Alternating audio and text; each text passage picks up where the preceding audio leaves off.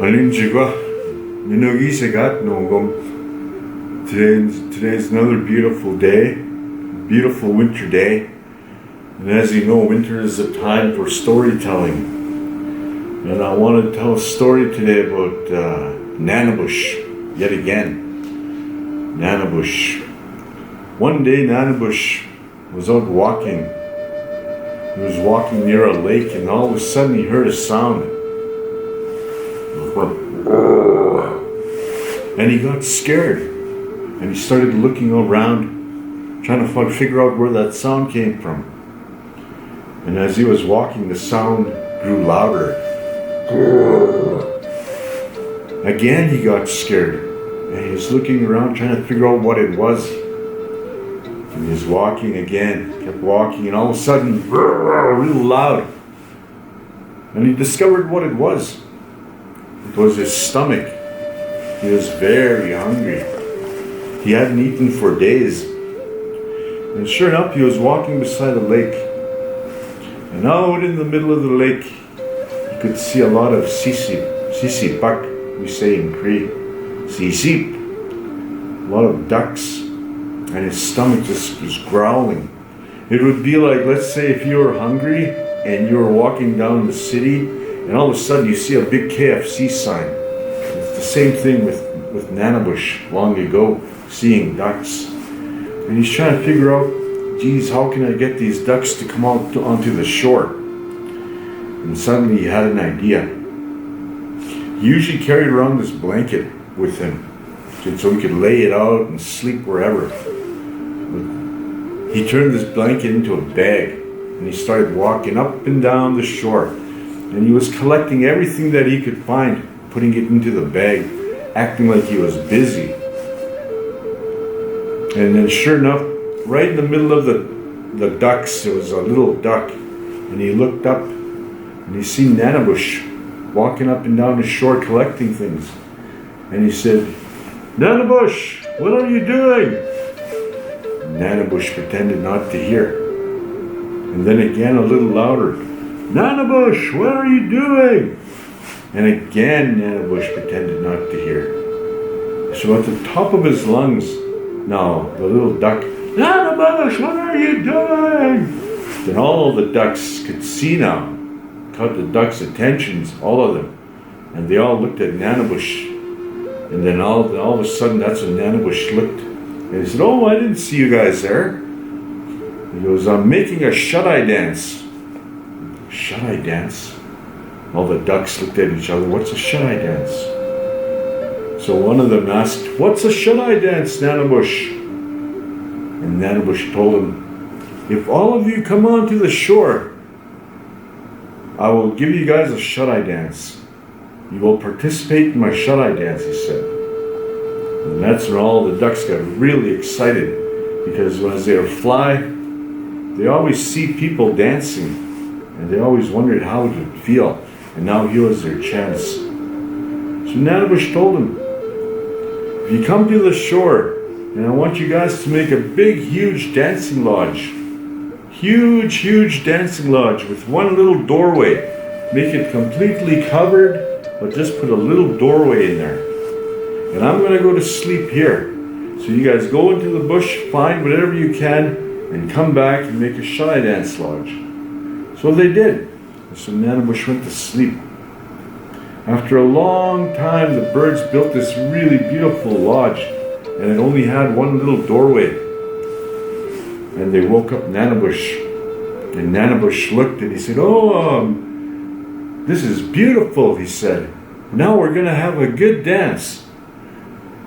And long ago, all the ducks and all the loons and all the geese, they were all they were either black, gray, or white. And Nanabush told him, "I want you guys to go into the forest and find whatever you can and color yourselves. Paint yourselves nicely. Make yourselves look beautiful, because we're going to have a nice dance." So they all flew into the bush. Some of the ducks, they painted their heads green and their feet orange. The loons, they put little black dots and they colored their eyes red, trying to outdo each other. And they all came to Nanabush, and Nanabush said, "Oh, you guys look so beautiful. Now we're going to have a good dance." So Nanabush said, "I'll go into the dancing lodge first." So he crawled in and he sat in the middle. And he yelled out instructions from inside. He goes, "I want all the biggest, fattest, the nicest ducks at the front," he said. "And all of you line up and you dance, and you guys will dance in. But this is called the shut-eye dance. And this is where it's going to get hard for you guys. You guys are going to have to come in with your eyes closed and dance in. Dance around me in a circle," he said. So all the ducks and the geese are all quacking and they're all honking because they're excited. They all lined up, very big lineup to come dancing into the lodge. And that's when Nanabush pulled out his drum and he starts singing this song. And he said, "Dance in with your eyes closed." And so they all quacked and they were honking and they were happy. And then Nanabush starts singing this song. "Bussing up some Owen Bay, do it down here. Bussing up some Owen Bay, do it down here." And as he was singing, the ducks start dancing in. And they all start dancing in a circle with their eyes closed. "Bussing up some Owen Bay, do it down here." They were just having fun. That's when Nanabush, he took one of the geese, he caught one of the ducks, and he snapped its neck, and he threw it off to the side. And again he kept singing, "Bussing up some Owen Bay, do it down. Bussing up some Owen Bay, do it down." And as he was singing, he grabbed another duck, broke its neck, and threw it off. But there's one little sihki, we call it in Cree, a mud hen. He opened one eye, and he seen what Nanabush was doing. And he let out a big scream. Then all of the ducks opened their eyes, and they seen what Nanabush was doing. And they all flew out the door. Nanabush saw the mud hen, and he was mad at him for giving him away. And as the mud hen was walking out, he stepped on its back, and he broke his legs.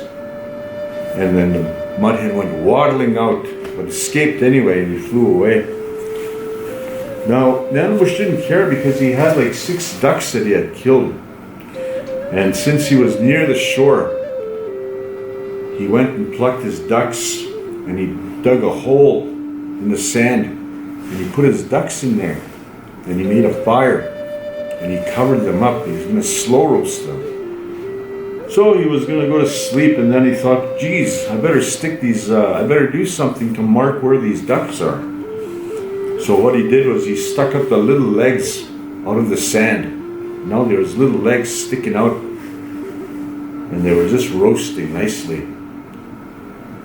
And then Nanabush went to sleep.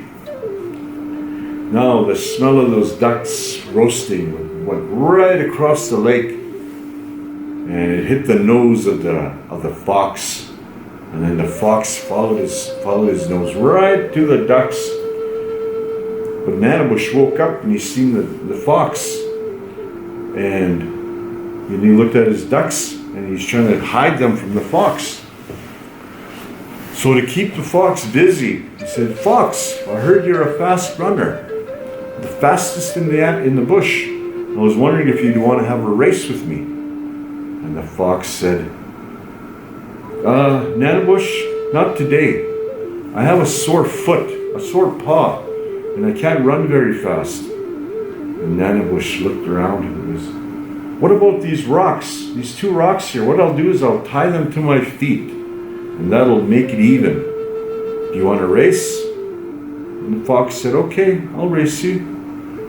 And he goes, "Okay, we'll race one time right across the lake. And whoever wins will be the fastest in the forest." So the fox agreed, but he was pretending to have one sore leg.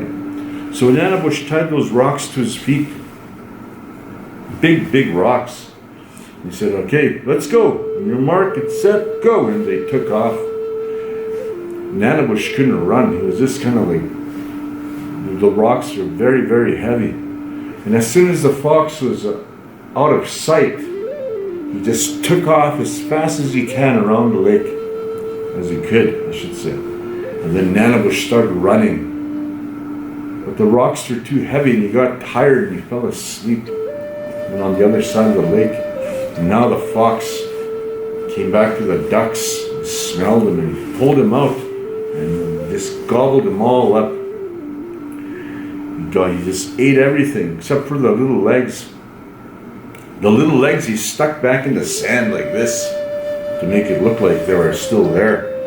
And he went to sleep on a hill because he was so full. Nanabush finally woke up and he untied the rocks and he came running back and he looked at his ducks. Ah, Yam, he said, I don't care if the fox beat me today. I get to finally eat. And then he pulled on the little legs, and there was just little legs with all of them. And he got very angry. He said, I wonder who ate my ducks. I'm going to get them. Then up on the hill, he seen the fox sleeping with a big belly. And he goes, the fox. He's the one that ate my ducks. And he decided to teach him a lesson. So what he did was there was a bit of burning branch still in the pit that he made, and he grabbed that and he went sneaking right up to the hill, and he made a fire right around the hill.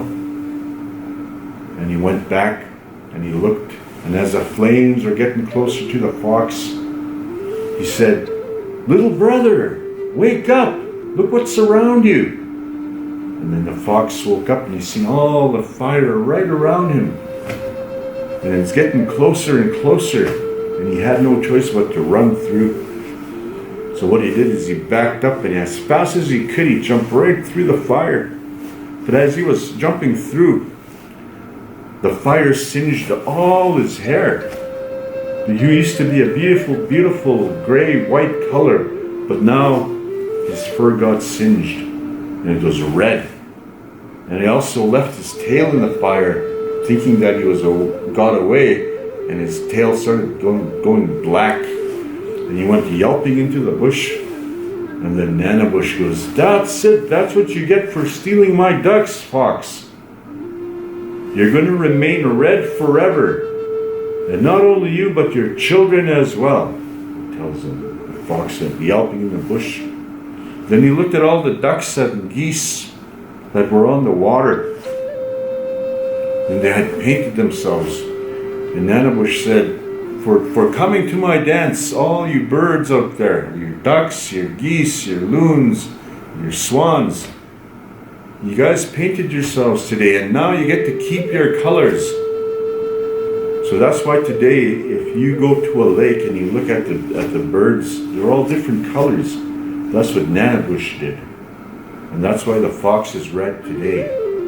So that's my story for today, and I'll be telling more stories in a little while. Aye, aye.